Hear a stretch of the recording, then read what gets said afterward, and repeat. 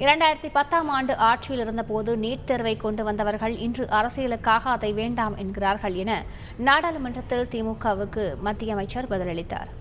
மக்களவையில் திமுக எம்பி கலாநிதி வீராசாமி பேசியபோது தேசிய முக்கியத்துவம் வாய்ந்த நீட் விவகாரம் குறித்து பேசும்படி பிரதமர் மோடி அவையில் இல்லாதது துரதிருஷ்டவசமானது என்றார். நீட் தேர்வால் பல மாநிலங்களிலும் பிரச்சினை என்றவர், நீட் தேர்வை தொடக்கம் முதல் தமிழகம் எதிர்க்கிறது. நீட் தேர்வை ரத்து செய்ய வேண்டும்.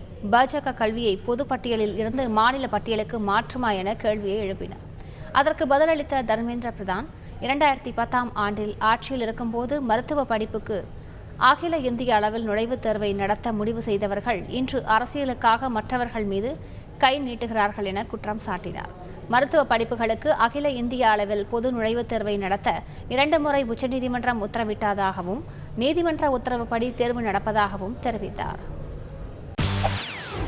செய்திகளை உடனுக்குடன் தெரிந்து கொள்ள உடனே சப்ஸ்கிரைப் பண்ணுங்க.